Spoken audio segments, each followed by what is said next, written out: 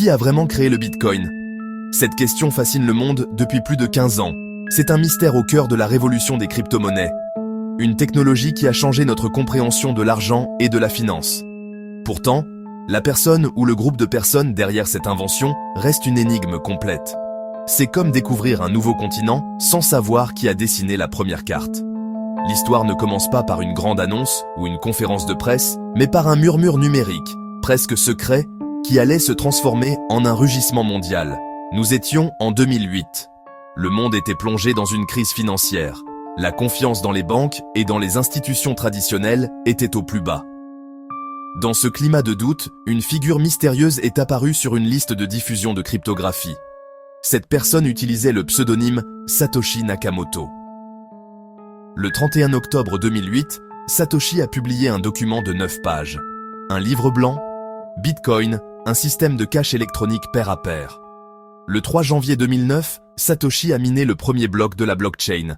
Intégré dans ce bloc, un message caché, un titre de journal du jour, The Times, 03 Jan 2009, Chancellor on brink of second bailout for banks. La disparition de Satoshi Nakamoto a déclenché une intense chasse à l'homme mondial.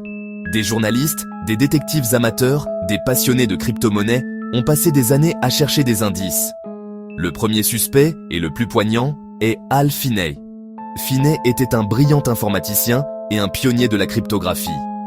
Il fut l'une des premières personnes à répondre au livre blanc de Satoshi et le destinataire de la toute première transaction Bitcoin. Un autre candidat de premier plan est Nick Szabo. Des années avant la création du Bitcoin, il a conçu BitGold. L'architecture de BitGold est remarquablement similaire à celle du Bitcoin. Szabo a nié être Satoshi. Mais l'analyse linguistique montre de fortes similitudes entre ses écrits et ceux de Satoshi. L'un des cas les plus célèbres est Dorian Nakamoto. En 2014, un grand média a affirmé que cet homme était le créateur du Bitcoin. Les médias ont envahi sa maison, provoquant chaos et stress. Il a publiquement nié toute implication, disant qu'il n'avait entendu parler du Bitcoin qu'avec la visite des journalistes. Enfin, il y a la théorie que Satoshi n'est pas une seule personne. Beaucoup pensent qu'il a fallu une équipe d'experts. Peut-être que Satoshi Nakamoto était un pseudonyme pour un groupe. Cela expliquerait l'anonymat impeccable. Un groupe garde plus facilement un secret qu'un individu. Cette théorie suggère que nous cherchons un collectif secret qui a changé le monde.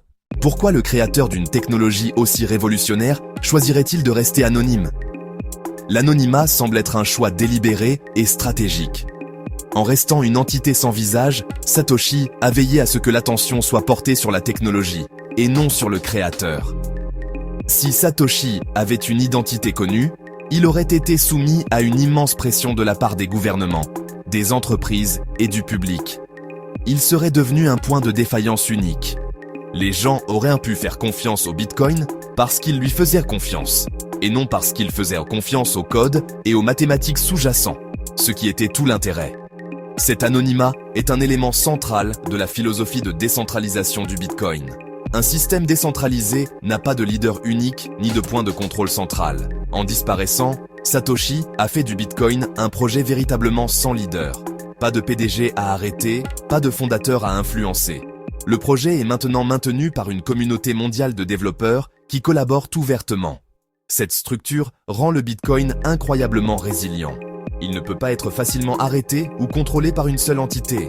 L'anonymat de Satoshi protège également le projet des éventuels défauts du créateur.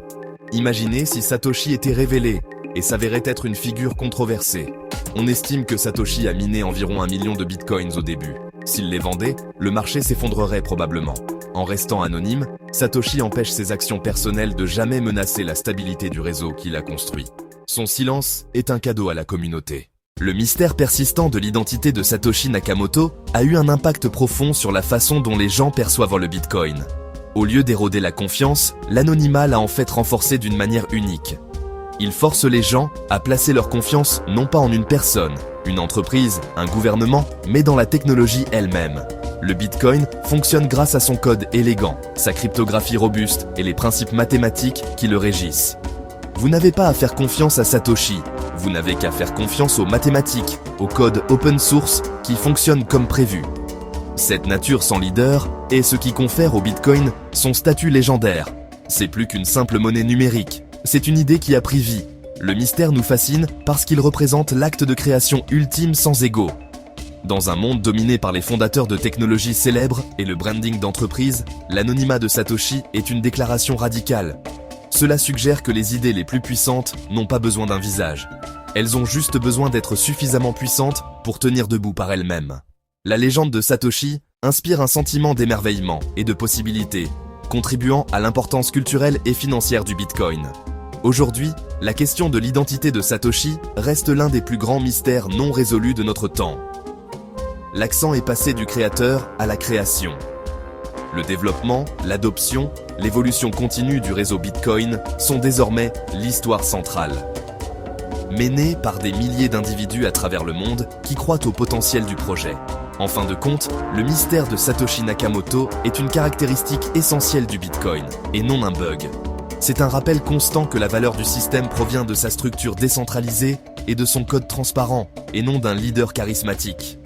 L'identité du créateur est sans importance, car le Bitcoin a été conçu pour être sans propriétaire.